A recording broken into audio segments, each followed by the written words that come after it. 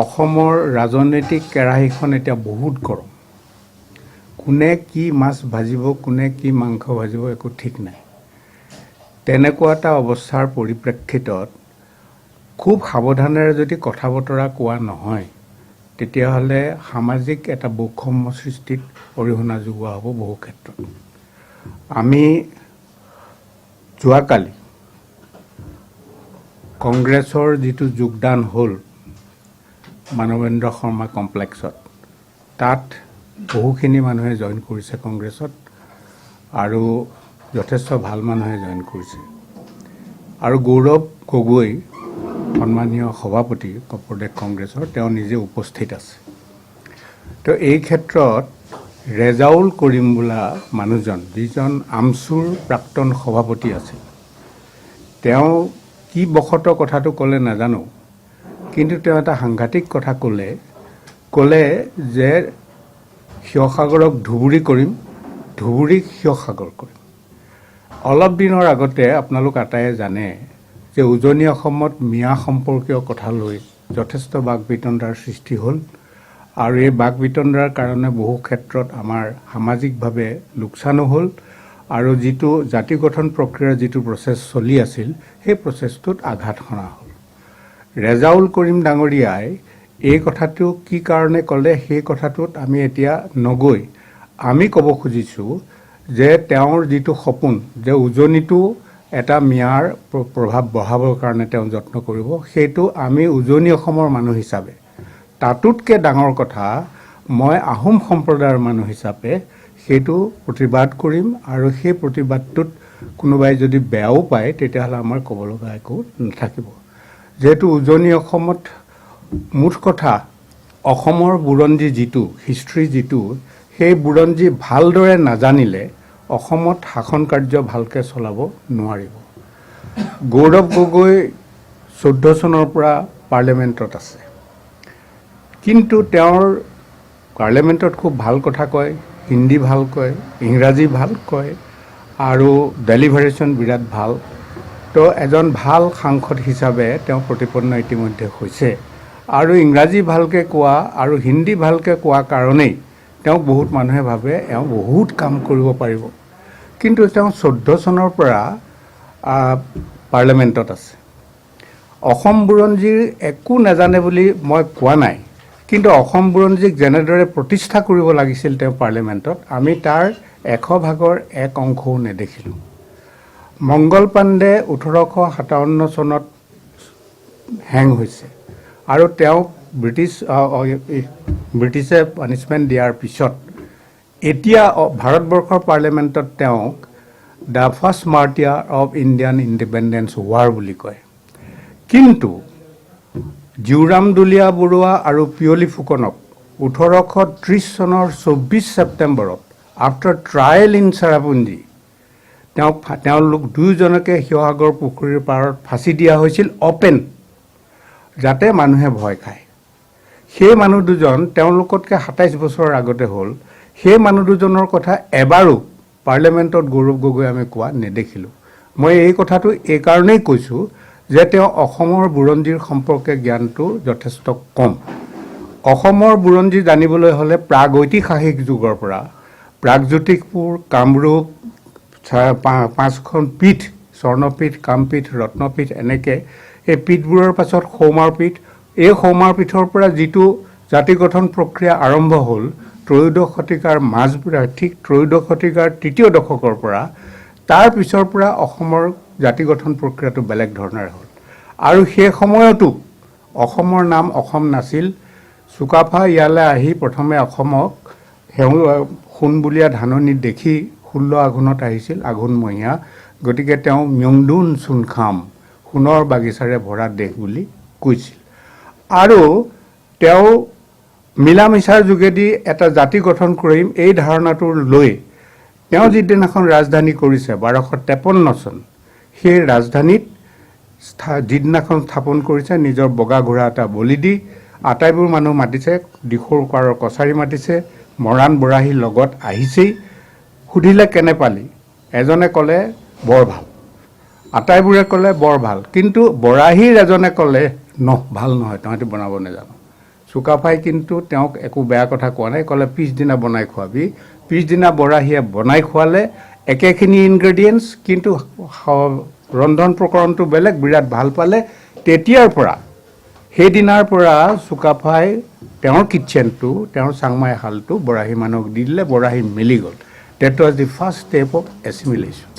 আৰু সেই এছিমিলেশ্যনক লৈ 1523 চনত চুতীয়াৰ লগত যুদ্ধ হৈছে, প্ৰায় 300 বছৰ, 5 বছৰ কম। 1535 চনত কছাৰীৰ লগত যুদ্ধ হৈছে, 300 পাৰ হৈ গৈছে। আৰু হাজাৰ হাজাৰ মানুহে প্ৰাণ দি অসমৰ স্বাধীনতা ৰাখিছে। চাচেংমুং বৰগোহাঁইৰ নিচিনা সেনাপতি একে সময়তে চামধৰা গড়ত 7জন একেদিনা শুনীয়া হেংদান পৰিছে, মানে 7জন সেনাপতি মৰিছে। আলাবৈত 1669ৰ 5 আগষ্টৰ দিনা 10,000 মানুহ একেদিনাই মৰিছে। ইমান ছেক্ৰিফাইচ দি আমি অহংকাৰ কৰিয়ে ক'ব পাৰিম এইটো, যিহেতু উজনি অসমৰ এনেকুৱা এটা আহোম পৰিয়াল নাই যিটো পৰিয়ালত এজন মানুহ মৰা নাই এই 17খন যুদ্ধত। ইমান ছেক্ৰিফাইচ কৰি সৃষ্টি কৰা জাতিটো আজি খেলি মেলি কৰি যেনি তেনি হৈ গুচি গ'ল। মই এটা উদাহৰণ আপোনালোকৰ মাজলৈ আনিব খুজিছোঁ, এইটো আপোনালোকে লৈ যাব। মই 31 চনত C.S. মুলানৰ যিটো ৰিপৰ্ট, সেই ৰিপৰ্টটো মই আপোনালোকক দিছোঁ। এই ৰিপৰ্টটোৰ মতে, বাকীখিনি পঢ়িলে সময় লাগিব, C.S. মুলানে লাষ্ট কৈছিল 1931, "It is said but no means improbable that in another 30 years Shivsagar district will be the only part of Assam in which an Assamese will find himself at home." 61 চনত অকল শিৱসাগৰতহে অসমীয়া বুলি ক'ব বুলি পাৰিছিলে। এইটো নহ'ল, directly নহ'ল টি গাৰ্ডেন অহাৰ কাৰণে। গতিকে বন্ধুসকল, আমি খুব সাৱধানেৰে অসমক কাশ্মীৰ হোৱাৰ পৰা বচাব লাগিব। দুটাই ৱে আউট আছে, এটা ট্ৰাইবেলাইজেশ্যন, ইটো হ'ল 6 নম্বৰ দফা। এতিয়া প্ৰেজেণ্ট গভৰ্ণমেণ্টক আমি অনুৰোধ জনাইছোঁ যে আৰু বেছি দিন এইটো খেলি মেলি হ'বলৈ দিলে আমি ৰাখিব নোৱাৰিম, যিহেতু তেওঁলোকৰ 15টা 20টাকৈ সন্তান এটা পৰিয়ালত জন্ম হয়। আফটাৰ 20 years ফ্ৰেঞ্চাইজিত আমি কেতিয়াও তেওঁলোকক নোৱাৰিম। গতিকে প্ৰথমে অসমীয়া মানুহক প্ৰটেকশ্যনটো দি লওক, আৰু প্ৰটেকশ্যন দিয়াৰ দুটাই ৰাস্তা, ট্ৰাইবেলাইজেশ্যন এণ্ড 6 নম্বৰ দফা। এই কথাখিনিকে আপোনালোকৰ যোগেদি অসমৰ মানুহৰ কাৰণে আমি পঠাইছোঁ। চেণ্টিমেণ্টেল নহ'ব, উজনি অসমত যাতে কোনো খেলি মেলি নহয়, আকৌ মিয়া আনিব খুজিছে এনেকুৱা এটা ধাৰণা যাতে নলয়, আৰু তাৰ কাৰণে ৰেজাউল কৰিমক মই ধিক্কাৰ দিছোঁ। আৰু গৌৰৱ গগৈ, তেওঁ বুৰঞ্জীৰ জ্ঞানটো কম থকাৰ কাৰণে কি বুলি ক'লে, এওঁ সম্প্ৰীতিৰ কথা ক'ব খুজিছে, এই বুলি ক'ব খুজিছে। যদি সম্প্ৰীতিৰ কথাই কয় তেতিয়াহ'লে বদৰনিৰ্ণয়ৰ কথাও ক'ব লাগিছিলে। এতিয়া কেৱল মাত্ৰ ৰাজনীতিৰ কাৰণে ৰাজনীতি কৰিব নালাগে, অসমখনক ৰক্ষা কৰিব লাগে।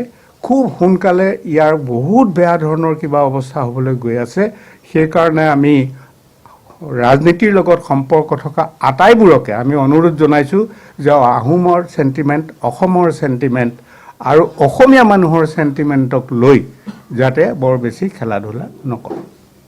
মানে আচলতে মোক এইটো কথা জানিব বিচাৰিছোঁ যে ৰেজাউল কৰিমে যিধৰণে মন্তব্য কৰিলে, গৌৰৱ গগৈও মৌন হৈ থাকিলে, এখন মঞ্চতে তেওঁ শুনি আছিলে।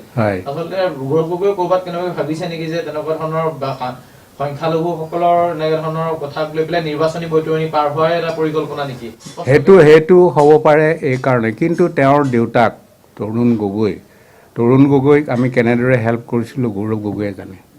হিমন্ত বিশ্ব শৰ্মাই 45জন MLA লৈ দিল্লীত বহিছে, এওঁ মুঠেই 7জন নে 8জন মন্ত্ৰী লৈ বহিছে, 11জন নে 12জনে নিউট্ৰেল আছিলে।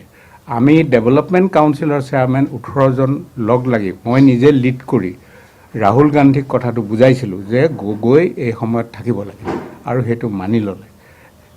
গোলাম নবী আজাদ কাশ্মীৰৰ পৰা পিছদিনাত মাতি আনিছে, গগৈ বহি আছে, গৌৰৱ বহি আছে, আৰু বহি থাকোঁতে তেওঁলোকক কৈছে গোলাম নবী আজাদক ইমান বেয়াকৈ ধমকি দিছে। গোলাম নবী আজাদে কোৱা কথা, আমিতো কোৱা কথা নহয়, কৈছে যে কি হৈ গ'ল মই বুজিব নোৱাৰিম।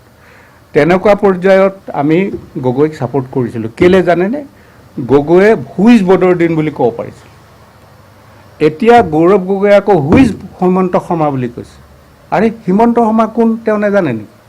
আৰু হিমন্ত শৰ্মাই কি কৰিছে কি নকৰিছে মানুহে দেখি আছে, যিখিনি বেয়া দেখিছে মানুহে কৈছে। যিখিনি ভাল কৰিছে সেইখিনিতো স্বীকাৰ কৰিব লাগিব।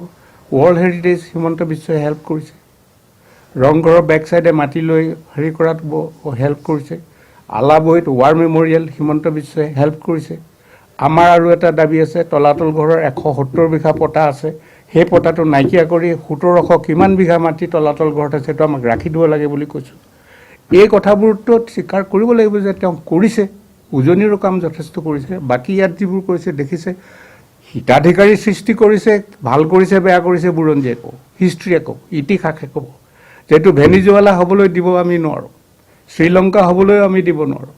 তেওঁ যদি ভাবিছে যে এনেকেই পাৰিম, অকল যদি বৈতৰণি পাৰ কৰাৰ কাৰণে এইটো ভাবিছে, তেতিয়াহ'লে বুৰঞ্জীত খুব বেয়াকৈ তেওঁৰ নামটো লিখা থাকিব।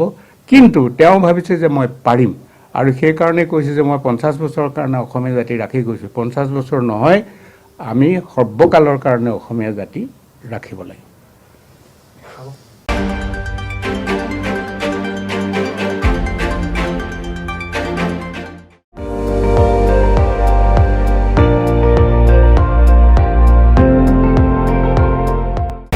আপুনি চাই আছে ND24, সৰ্বশ্ৰেষ্ঠ নহয় সৰ্বোত্তমৰ দৌৰ।